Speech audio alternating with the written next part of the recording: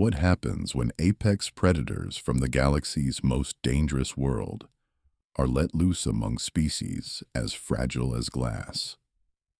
Maya Blackwood found out on her first day at the Interspecies Academy when she accidentally shattered an alien student's arm with nothing more than a dismissive wave of her hand. She wasn't trying to hurt anyone. She was just annoyed. But that's the terrifying reality of being human in a universe filled with delicate beings who evolved on gentle worlds while Earth carved its children from violence and necessity. The whispers started immediately. The human girl didn't even try, and she broke him. Within hours, every species in the Academy knew her name, knew her planet's classification as a death world, and knew to be afraid. But fear breeds curiosity, and curiosity breeds stupidity. 4 alien students decided to test the legend.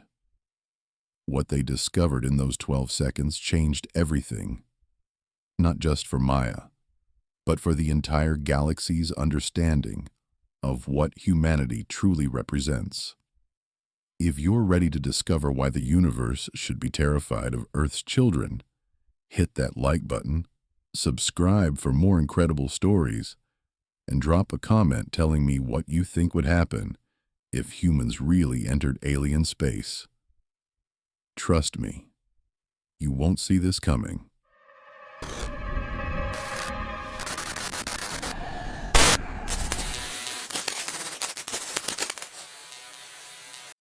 Part 1. The Deathworld Student. Maya Blackwood stepped off the transport ship onto the gleaming floors of the Interspecies Academy, her heart hammering with excitement and terror. Earth had finally been accepted into the Galactic Educational Consortium, and she was one of only 3 humans selected for the program. What she didn't know was that her homeworld carried a classification that made even seasoned space travelers uncomfortable: Deathworld.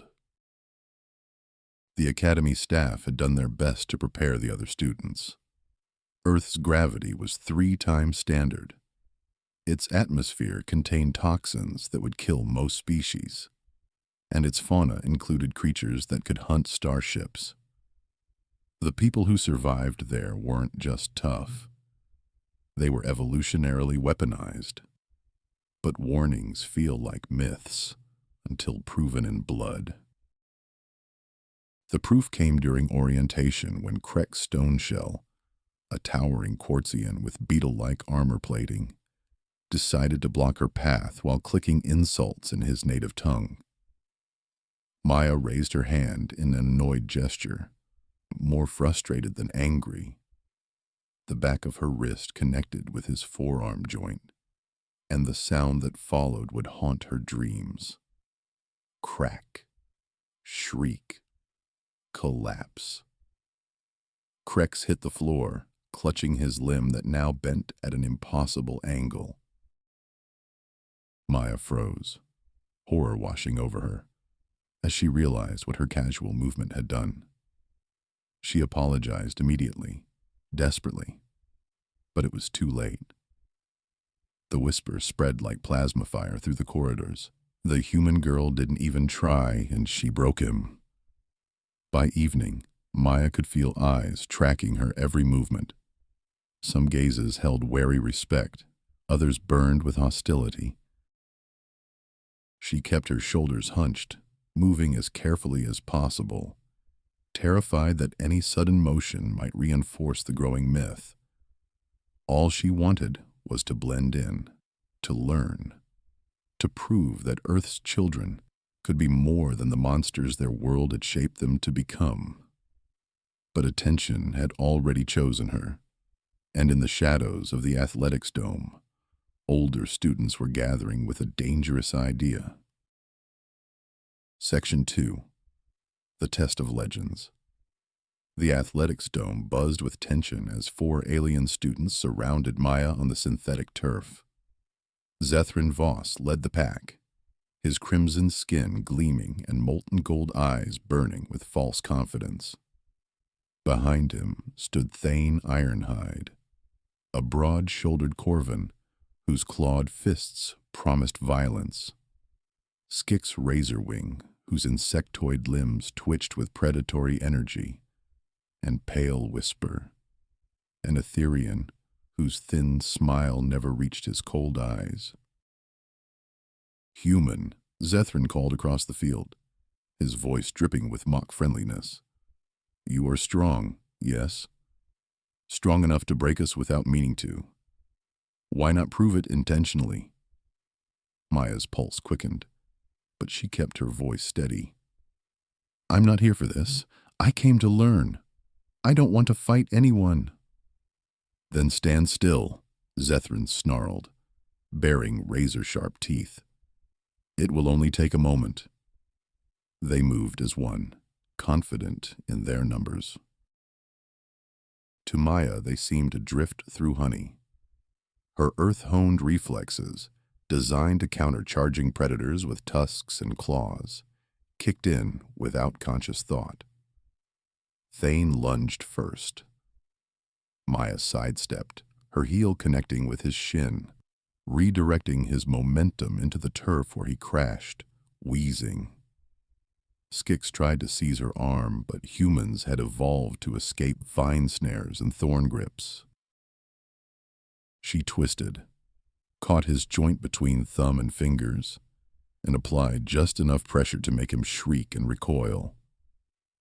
Zethrin slashed with extended claws. Maya ducked low and drove her shoulder into his stomach, sending him sprawling, breathless. Pale Whisper hesitated for half a heartbeat, that pause costing him everything as Maya's palm connected with his jaw, stealing his balance. 12 seconds. 4 bodies groaning on the ground. One terrified human girl standing among them, hands trembling, as she realized the horrible truth. She had held back, tried not to hurt them, and still dominated completely. The dome fell silent, except for Maya's ragged breathing. In that moment, watching the fear bloom in dozens of alien eyes, she understood that her legend had just grown infinitely larger and infinitely more dangerous. Section 3. The Restraint Protocol. The combat training dome fell silent when Instructor Valdris called Maya's name. Every student knew what they were about to witness, and the anticipation was suffocating.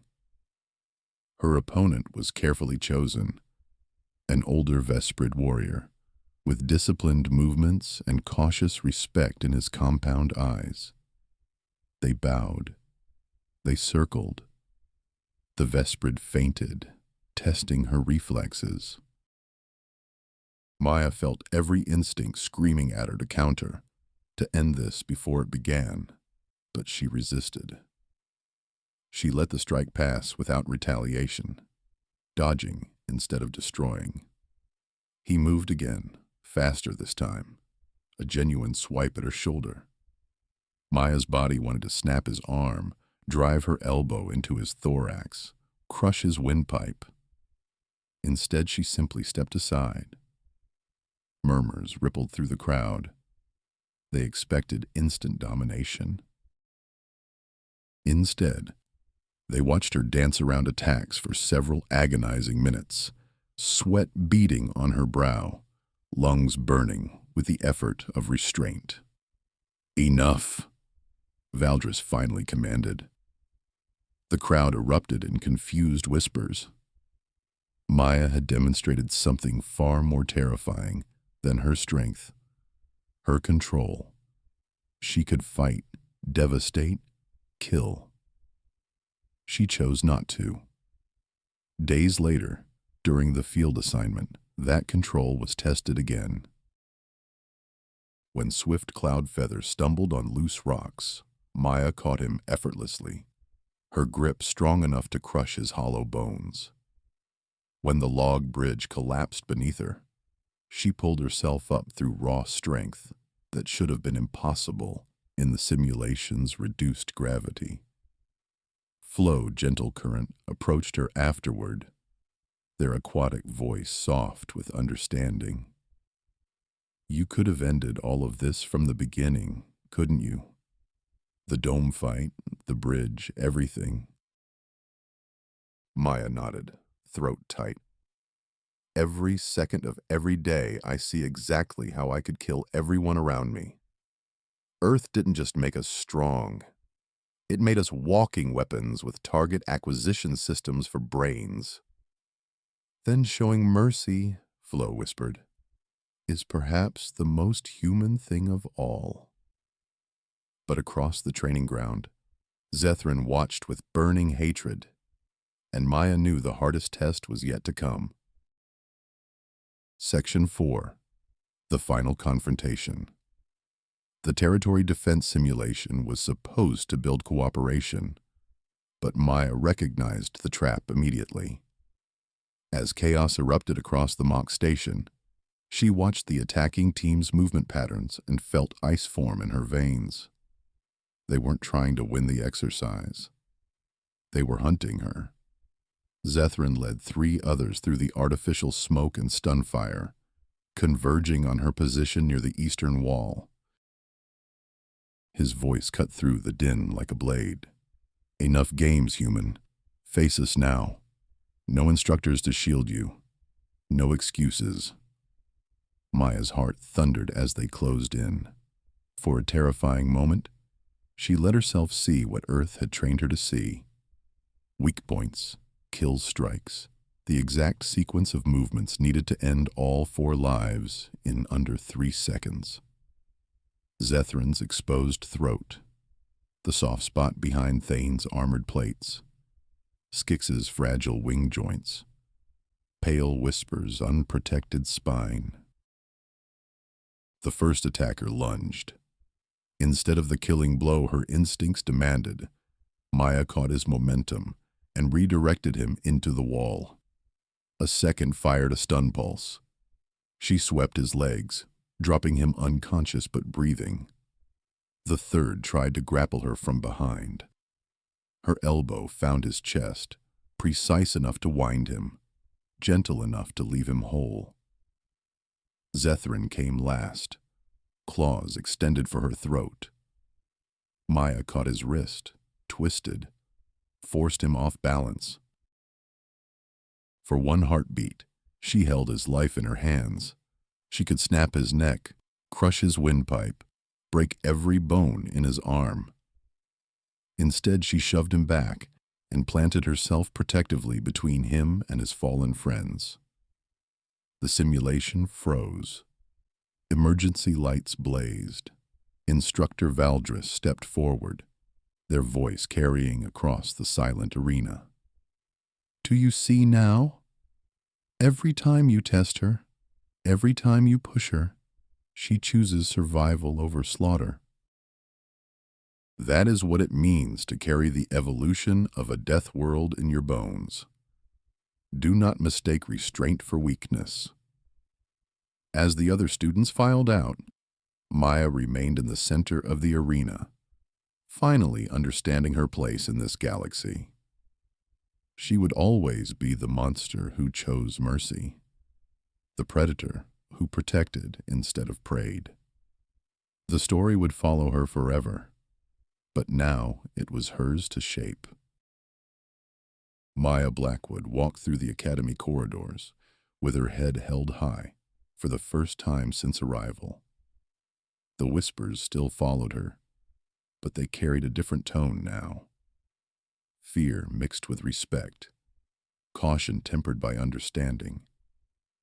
She had shown them the most terrifying truth of all. Humans weren't monsters because they could kill everything around them. They were something far more unsettling because they chose not to. Every species in the galaxy had evolved on worlds that nurtured them, guided them, shaped them into beings of cooperation and peace. Earth had done the opposite. It had forged its children in violence, carved them from necessity, and gifted them with reflexes that could end lives in heartbeats. Yet somehow, impossibly, those same children had learned mercy. The Academy would never be the same. Word was already spreading beyond its walls, reaching the Galactic Council, filtering through diplomatic channels to distant worlds. Humanity's application for full membership in the consortium would be reviewed with new eyes, debated in hushed tones by beings who finally understood what they were truly considering. Maya knew she was just the beginning. Other humans would follow, each carrying the same deadly potential, wrapped in the same fragile hope for something better. The galaxy would learn to live with Earth's children walking among them, these apex predators disguised as students, these living weapons who dreamed of peace.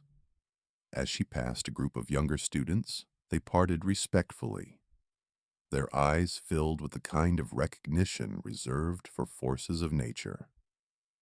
Maya smiled gently and nodded, carrying the quiet weight of someone who had survived the ultimate test, proving that the most dangerous beings in the galaxy could also be the most merciful. The story of the human girl would spread to every world, every station, every corner of civilized space. And perhaps, just perhaps, it would change everything.